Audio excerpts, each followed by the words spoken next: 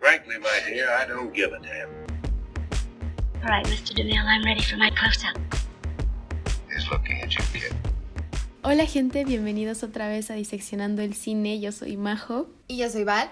Y el día de hoy vamos a hablar sobre una de las películas favoritas de Val, que es La Edad de la Inocencia, de 1993, del director Martin Scorsese. Esta película es protagonizada por Daniel Day-Lewis, que ya lo tuvimos con There Will Be Blood, Michelle Pfeiffer y Winona Ryder. Bueno, esta película, como la de la semana pasada, tiene una historia muy sencilla, que es la de Archer Newland, protagonizada por, que es Daniel Day-Lewis, que está comprometido con el personaje de May, que es esta Winona Ryder. Sin embargo, llega esta prima que vivía en Europa y pues resurgen ciertos sentimientos por parte de Newland, que es esta Ellen, que es Michelle Pfeiffer. Entonces, básicamente, Archer y May están comprometidos, llega esta prima y es como que este amor prohibido en Nueva York de los 1870. Se me hace muy interesante esta historia porque es una historia, como ya lo dije, muy sencilla, pero al mismo tiempo muy como romántica de alguna u otra manera. Todos los personajes, me gusta una analogía que hizo el propio director, que es como si los personajes estuvieran en un tablero de ajedrez, pero en esa sociedad con tantas reglas, tienen que seguir esas reglas para poder como jugar el juego, ¿no? Entonces cada movimiento que hacen que Ellen y Newland estén muchísimo más alejados, May en medio. Entonces tienen que ir jugando como conforme estas reglas y al final del día nada más una persona puede ganar y pues quien termina ganando es May, alejando como que a estos dos amantes, por decirlo así. La semana pasada, por si no vieron el programa de la película Orgullo y Prejuicio, hablamos sobre estas historias sencillas de amor y lo que le decía a Majo de esta historia, que muchas personas o a las personas que les he recomendado no terminan de entender como que por qué no se quedaron juntos tanto Newland como Ellen, es porque los dos están enamorados de esta fantasía, ¿no? Estaba hablando con Majo antes de empezar el programa y le estaba diciendo que se ve muy claro, sobre todo en la escena final, cuando Newland ya de grande está abajo de su departamento, de su casa, y ve esta visión de una escena de años anteriores en donde dice que si pasa el velero por este faro, él no iba a ir por Ellen, sino que ella tenía que voltear para que él fuera ella, y termina imaginando que en realidad sí voltea y decide irse. Entonces por eso siento que es una película donde habla más sobre esta fantasía que tienen las personas, tanto a nivel social como a nivel como amoroso o romántico, más que lo que en realidad está pasando. Se me hace una película con vestuarios preciosos. Yo creo que su Oscar fue bastante merecido. Al igual que la película de Orgullo y Prejuicio, guardan muchísimo los detalles de muchísimas cosas. Ahorita quisiera escuchar la opinión de Majo, que esto se me hace muy interesante el cómo decidieron mover la cámara, que había momentos en que íbamos siguiendo al personaje de Newland y de repente nos deteníamos en cuadros. Entonces muchas veces tú como espectador sientes que sí estás en esa fiesta y que tú también voltarías a ver ese cuadro o ese adorno de flores o esas personas sentadas hablando, riéndose. Entonces creo que también es una manera muy especial o muy interesante de meterte a ti, el espectador, como dentro de este mundo, porque inclusive tienen esta voz de narrador que también, a diferencia de Cherry o de otras películas, se me hace muy acertado el cómo la usan, porque aparte esta película está basada en un libro que se llama igual, La Edad de la Inocencia, escrito por Edith Wharton en 1920. Entonces Edith Wharton básicamente crece dentro de este ambiente, o sea, ella es parte de este Nueva York. Entonces los llama como tribus, como la tribu. Entonces se me hace interesante que hayan decidido usar eso, tanto la autora como Scorsese, dejándolo en el que es como, exactamente, es como una tribu. O sea, muchas veces siento que en el libro y tanto la película muchas veces es como, no como un estudio a esta sociedad, porque no, pero una presentación bastante realista al orden de esta sociedad. Viendo la película, especialmente el momento en el que Archer encuentra en Boston a Ellen, se me hace como el cuadro, la música en las tulerías de Manet. Todas las imágenes de la peli se me hacen como un cuadro de Manet. Los personajes, cómo se caracterizaron, y creo que si tuviéramos la fortuna de acceder a la carpeta de preproducción de esta película, creo que podríamos ver referencias, muchos cuadros de Manet y de otros artistas, como referencias visuales para la fotografía y el diseño de producción de la peli. Bueno, la historia que estuvo a cargo de Edith Wharton y la adaptación ya fue a cargo de Martin Scorsese y Jay Cox. Me pareció...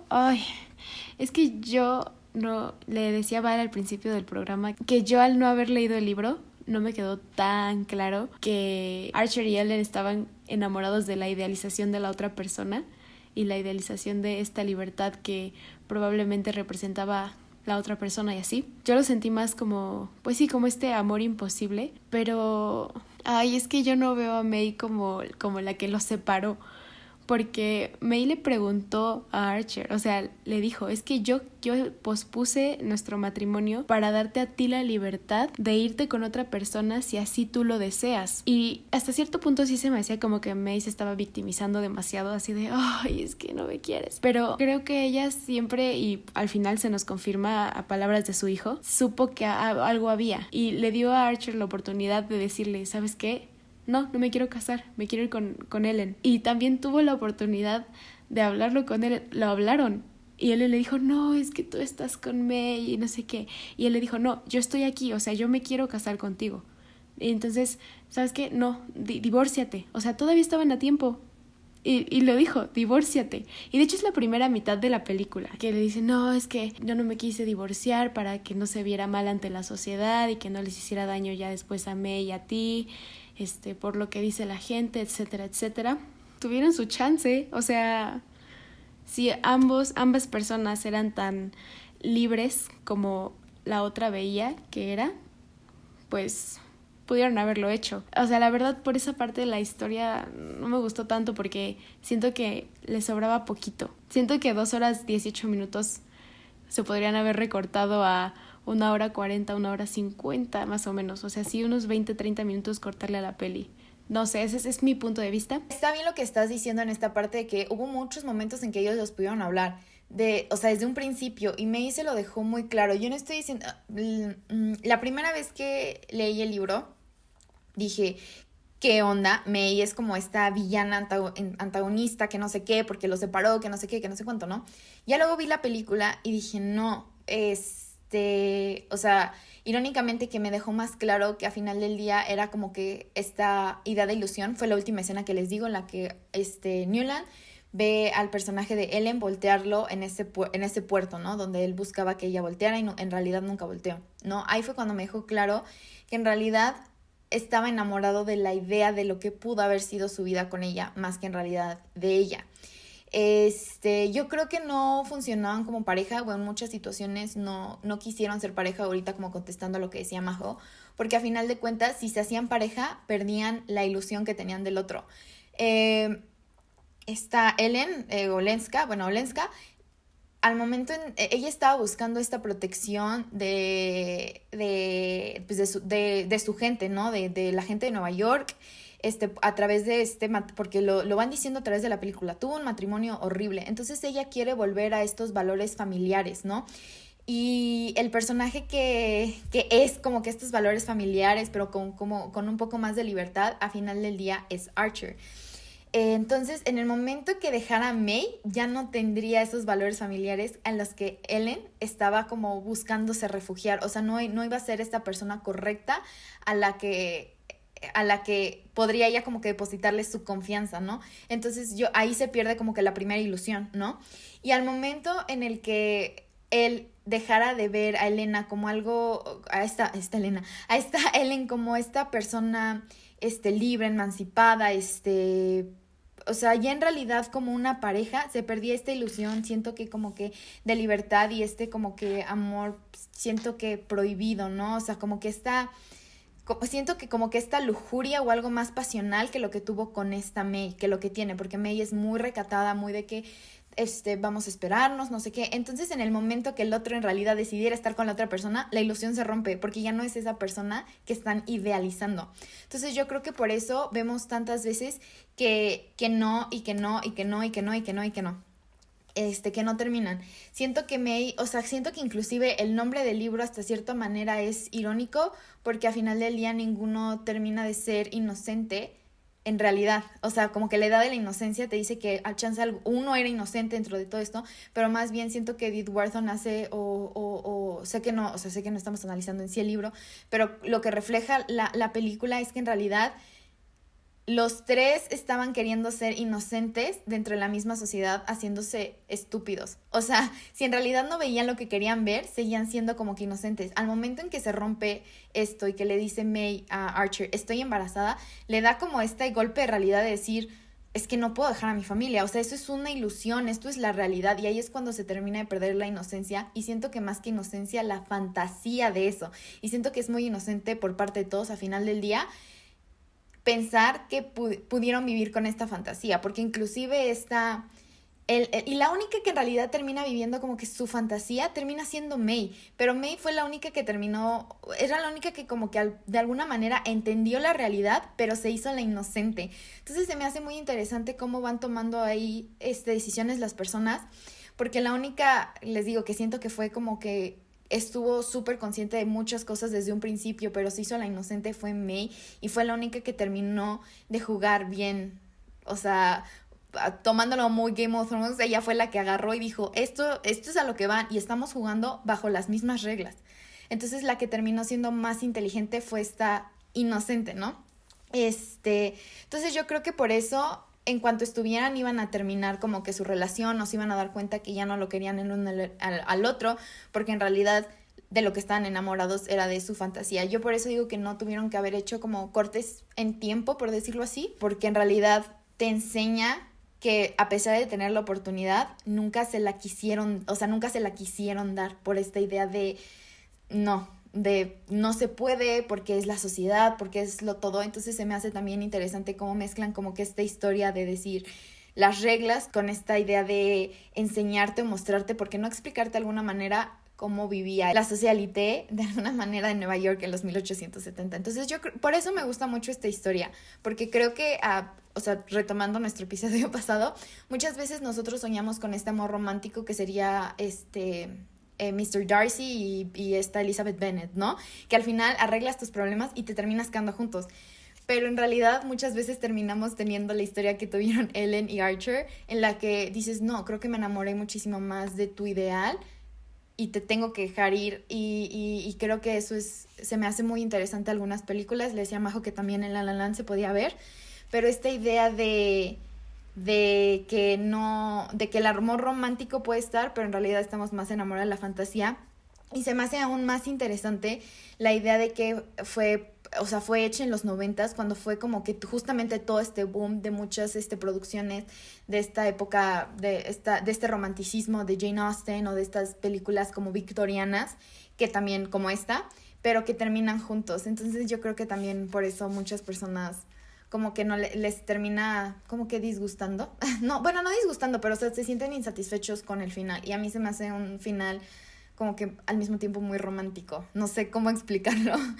Es que también hay, 100 años de brecha entre Jane Austen y Edith. Y eso es interesante porque la de la edad de la inocencia sí es una historia de amor, pero como dices, tiene un twist. Orgullo y prejuicio, que fue escrita en 1800 y es ambientada en esa época, y la edad de la inocencia fue escrita en los 1900, pero es ambientada en 1800. Es interesante ver cómo, por ejemplo, yo ahorita, no sé, me siento y veo una historia o empiezo a estudiar cómo era la cultura, cómo eran las costumbres, las tradiciones, la gente, de 1900, de 1800, y digo, ¿qué pasaría si fuera así, con elementos de mi actualidad? Y creo que eso es algo que pasó en la edad de la inocencia, que dicen, ¿qué pasaría si hablamos de romance, pero le cambiamos esto o lo hacemos más complicado? ¿O qué pasaría si no se quedan juntos al final? Porque creo que también eso es algo que pasó con muchos movimientos latinoamericanos del cine, que veían las películas de Hollywood de los años 50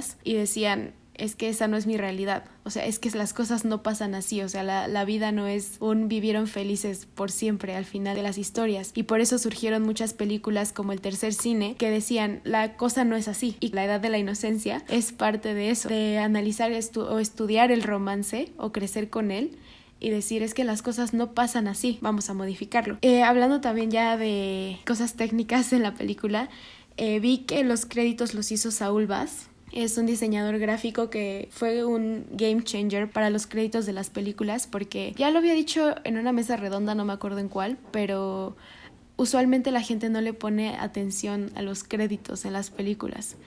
Y, por ejemplo, todos se acuerdan de los créditos de Star Wars, ¿no? Bueno, son los créditos iniciales. Es que, o sea, con los créditos iniciales y finales, tú puedes hacer un buen de cosas. Y eso es algo que antes no se exploraba. Como en esta película, por ejemplo, que sacan fragmentos del libro, ¿no? Me parece. O de cartas, no sé, pero se ven como fragmentos así. Me impresionó ver que era Saul Bass porque no sé, no estaba acostumbrada a ver ese tipo de créditos con él. Todos recuerdan los créditos de Los Increíbles, que son estas figuras como puntiagudas. Ese es más o menos el estilo que usa Saul Bass, bueno, que usó. Él hizo mancuerna con Alfred Hitchcock, Otto Preminger y Martin Scorsese para sus créditos. La verdad sí creo que valdría la pena que si no los han visto busquen un poco de su trabajo porque era muy bueno. Creo que la película tiene mucha propuesta visual.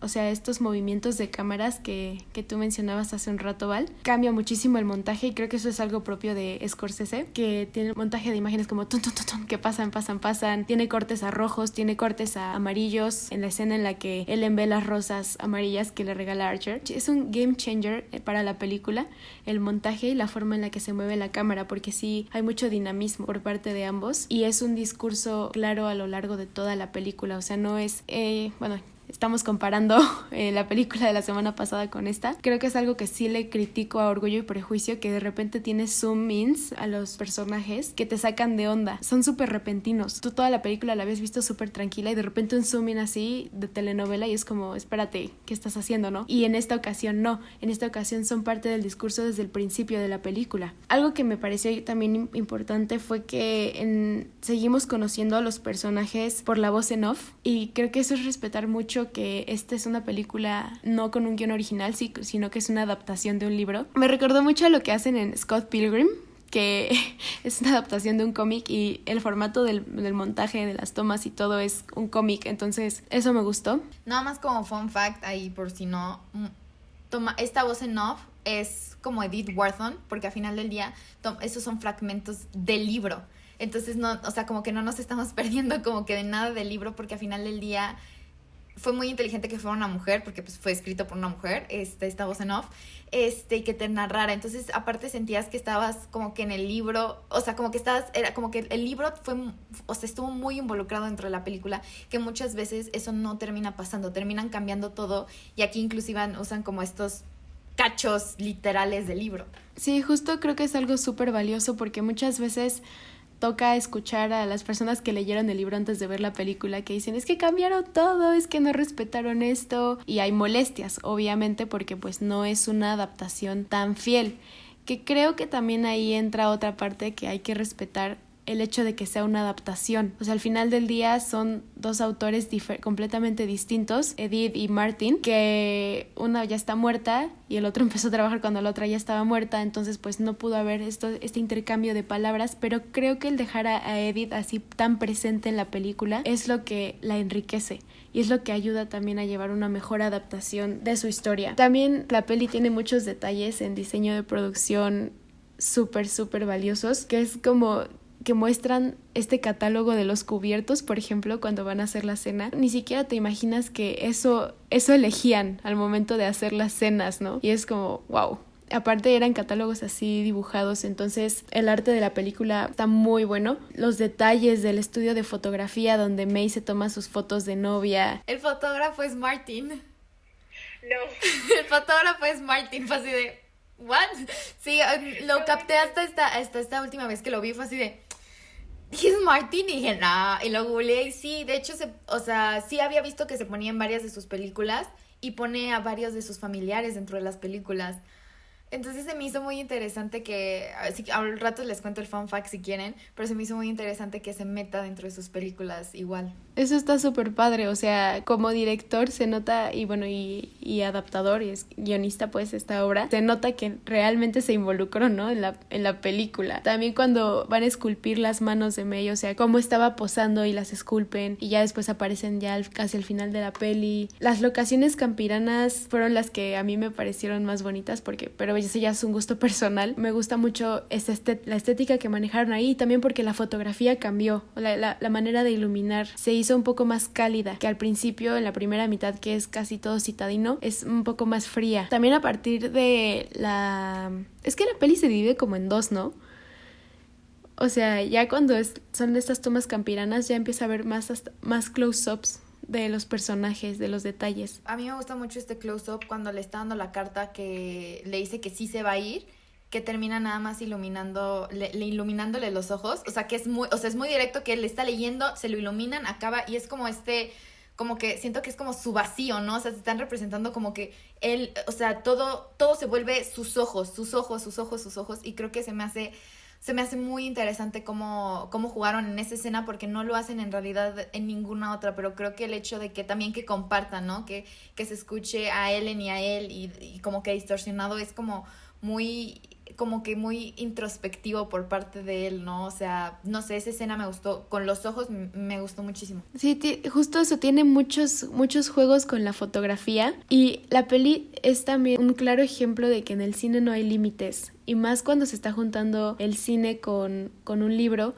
que ya lo hablábamos en Harry Potter, por ejemplo, en esta creación de universos, ¿no? Que a veces es muy complicado llevar a la realidad un universo que solo se encontraba solamente en la cabeza del escritor, escritora. Me gustó mucho cuando están en el teatro y entonces Archer va a buscar a Ellen. La misma iluminación que estaba para los personajes de la obra se pone para ellos. En el momento en el que empiezan a hablar de la obra y Ellen le dice a Archer que si cree que el personaje de la obra, obviamente refiriéndose a él, ya no le va a mandar rosas amarillas a su amada. Y justo en ese momento donde le pregunta eso, como que los personajes se apropian de la obra que estaban viendo y la iluminación cambia a ellos, y es cuando sale este viñeteo que tú dices que solamente se quedan viendo los ojos y luego solamente son iluminados los ojos. No sé cómo decirlo, pero esta peli está vista desde la perspectiva masculina, o sea, aquí el protagonista pues es Archer, y tuvo bien que fuera dirigida por un hombre y fuera adaptada por un hombre, que en este caso es Martin, porque al final del día es la perspectiva de Archer, a diferencia, por ejemplo, de Orgullo y Prejuicio, que es vista desde la vista de Elizabeth, escrita por Jane Austen y adaptada por Deborah. Y aparte del diseño de producción, ya para acabar mi monólogo, algo que se me hace que hizo mucho más realista la película fueron los extras. Nuevamente esta escena cuando Archer va a buscar a Ellen a Boston, que hay unos extras que están pintando, otros que están remando, otros están tirados nada más ahí, otros están comiendo, otros en bancas, otros viendo lo que sea que estén viendo, el lago o lo que sea. Cada extra está haciendo algo diferente, no solamente es, sí, extras pasan caminando y punto. No. Cada uno tiene su función y cada extra está dirigido. Los extras deben ser dirigidos también, pero estos están dirigidos con un propósito y eso enriquece muchísimo a la película. Tengo varias cosas que como que ahondar con Majo. Como ya dije, el diseño del vestuario se me hizo increíble. Les dije que ya ganó un premio a la Academia a Mejor Vestuario.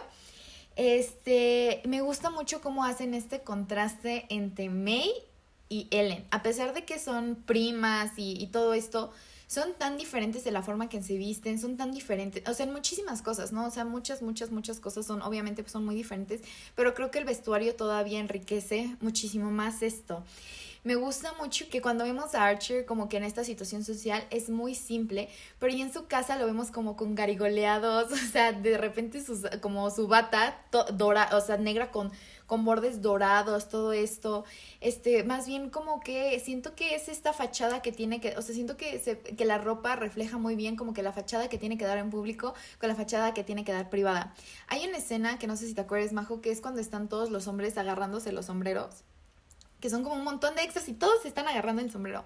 Es algo que me llamó muchísimo la atención porque eso viene dentro del libro y es como un monólogo de Archer diciendo, es que como que no hay diferencias en nuestro mundo, todos somos igual, o sea, como que es este monólogo y siento que ahí es muy fácil, o sea, siento que no necesitó usar palabras Martin para decir, vean, o sea, está dentro de la sociedad, por más que no quieran, es parte de la sociedad, está haciendo la misma acción con un montón de personas como sardinas, ¿saben? Entonces creo que no necesita, en realidad hay palabras para describirte lo que, o sea, como la verdadera situación de Newland, ¿no? Y ya como que en su casa con todos estos, les digo, como que me llamó mucho la atención esta bata como con bordes dorados y como súper adornado y todo esto, me gusta mucho. Los colores que usan para May siempre son como muy claros, rosas, pasteles, todo esto. Entonces te da como que todavía más, o sea, te hace ver muy inocente a May, mientras que Ellen siempre usa como rojos, satines, pieles, o sea, todo esto, ¿no? Entonces se me hace muy, muy interesante todo lo que usaron. Los close-ups que de repente lo hacen como a los chalecos cuando están en la ópera, cómo se ve perfectamente todo, ¿no? O sea, casi puedes decir que puedes sentir en realidad la tela, ¿no? Cuando le están poniendo el broche a May cuando gana lo del tiro con arco, que se le ve precioso el vestido, ¿no? O sea, como que todos esos detalles, ¿no? Me gusta muchísimo, de verdad muchísimo, creo que es una de las películas con mejores vestuarios, por decirlo así. Lo de la cámara, como decía Majo, se me hace también muy interesante porque siento que una persona como externa entrando a ese mundo también se quedaría viendo las cosas, ¿no? Siento que todas las cosas que tienen ahí, no, muchas personas, no me acuerdo quién, creo que había sido mi hermana o no me acuerdo quién, la verdad, me había dicho que de repente, ¿por qué ponen tantos los platos y todo esto si no, o sea, si nada más están comiendo, ¿no? Le digo, porque son cosas que son inútiles, pero son algo que a ellos les importa. O sea, es como, le digo, es como un estudio de la sociedad. Entonces es algo que chance y en este momento no nos importa exactamente en qué plato nos estén sirviendo, pero en ese momento sí importaba, porque te daba estatus, te daba quién puede traer la mejor vajilla de China. Entonces es como si ahorita hiciéramos coches o iPhones o pendejada y media, ¿no? La verdad, o sea, siento que eso nada más ha terminado de evolucionar a que ya no son los platos, porque los platos ya nos pueden llegar rápido por Amazon, sino es quién trae esto, quién viajó más o quién no viajó. O sea, la sociedad en sí ha evolucionado, pero como que al mismo tiempo seguimos teniendo todas esas reglas, ¿no? O sea, todavía tenemos reglas. Chance ya son más flexibles, pero seguimos teniendo reglas de cómo nos tenemos que comportar, qué tenemos que hacer, qué no tenemos que hacer, bla, bla, bla, bla, bla, ¿no? Entonces, se me hace muy interesante, como que les digo, como que este estudio que hizo Edith Wharton y Martin sobre todo de Edith, de cómo de la sociedad en la que ella creció, porque ella lo escribió en los 20, pero ella fue niña, es como si ella hubiera sido la hija de May y Archer, entendiendo las reglas en las que vivieron sus papás. Algo también que se me hace como interesante es cuando mueven la cámara a través, ya al final, a través del estudio de Newland, de cómo dicen que va pasando ahí el tiempo, cómo va cambiando la decoración, cómo va cambiando esto, cómo va cambiando el otro, y cómo al final del día te van diciendo que cuando fallece May, él en realidad sí, como que sí la sufrió, ¿no? O sea, sí la lloró, porque al final del día crearon una familia, y quieras o no, ella fue pues, la mamá de sus hijos, su compañera, etcétera, etcétera, etcétera, ¿no? Entonces creo que terminas viendo, creo que al final, que no tuvo una vida infeliz en realidad. No fue la vida que él quiso o que él soñó con que iba a tener, pero al final del día creo que fue una vida feliz, y al final creo que te lo termina diciendo, ¿no? Se me hace muy interesante que May se lo termina de contar a su hijo para que la vayan a visitar. Y todo esto, ¿no? Y cómo te dicen que fue un padre amoroso, porque al final del día les digo que era una fantasía, porque él iba a respetar las reglas de la sociedad, ¿no? De en realidad tener a su hijo, de verlo crecer, de todo esto, ¿no? Entonces creo que esto igual refleja lo que decía mi primer punto sobre esta idealización sobre Ellen. Y hablando ya un poquito más específico sobre Martin, que es el director, Majo me había comentado antes de empezar el programa que estaba leyendo que era una de sus mejores películas, ¿no?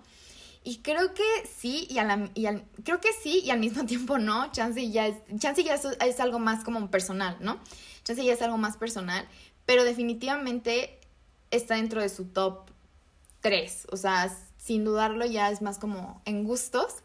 Y se me hace muy, muy interesante la manera en la que él tiene de contar historias, ¿no? O sea, creo que tiene películas que han sido éxitos y películas que han fracasado horriblemente. Y porque siento que siempre se ha intentado como que reinventar. Y esta no es una película en la que él... O sea, que en la que en realidad pudieras pensar que la hizo él. Yo cuando vi que él era el director, dije, espera, es el de Taxi Driver y el de Lobo de Wall Street y todo esto, o sea, Goodfellas y todo esto, o sea, como que o sea, como que no me imaginaba él teniendo como que amor, ¿no? O sea, es como si Nolan de repente escribiera algo de amor en realidad, ¿no? Y es como de, ¿qué? O sea, como que no lo ves en realidad dentro de lo que es. Pero dice que le gustó tanto la historia que lo engató, o sea, sí, que le dieron el libro, y que le gustó tanto y que creía que muchas veces las emociones humanas eran igual o más violentas que un golpe o que una mafia. Entonces que por eso decidió, como que tomar este proyecto y hacerlo. Y que fue muy o sea, es muy, o sea, que de alguna u otra manera quedó muy satisfecho porque que siente que sí logró demostrar como que las emociones humanas de una manera como que o sea, como que sí dramática. O sea, en realidad sí logró captar, al menos para mí, creo que esto sí es cierto, sí logró como que captar esta pasión que sentían estas dos personas con algo tan simple, ya lo habíamos visto en Orgullo y Prejuicio, pero aquí todavía siento que todavía más porque le hicieron muchísimo énfasis en cómo simplemente tocarse las manos se disfrutaban en sí mismo y en sí mismo era como un acto de amor. Entonces, lo único que sí se saltaron del libro es que según yo en el libro nunca se besan y aquí sí fue así de o sea, si el punto era de que nada más con un roce de manos o que cuando le besa los pies, bueno, ni siquiera los pies, el zapato, dije pero ya como que la vi cuando la reví para esto, dije, está tan feo ese beso que al mismo tiempo entiendes que no... O sea, que no es como romántico, o sea, porque se para muy abruptamente de que esto no es lo que podemos hacer, esto no está bien, esto no sé qué. Entonces yo creo que inclusive ese beso lo sientes tan feo, tan poco satisfactorio, que entiendes que inclusive o sea, era más pasional como que los roces que en realidad ya tener ese como que acto de amor, ¿no? O sea, como ya bien. Y ya, entonces creo que es un gran director y que su pasión por las películas y que su vida que han sido las películas sí se ha visto. Creo que es una muy buena película, tiene buen diseño de producción, tiene buenas actuaciones, no soy tan fan de la historia, tiene buena fotografía, o sea, se nota el discurso de Martin, o sea, se nota que Martin es el director y que es la historia de Edith, entonces, muy bien. Si no la han visto, véanla, está disponible en Netflix y hasta la próxima. Hasta la próxima.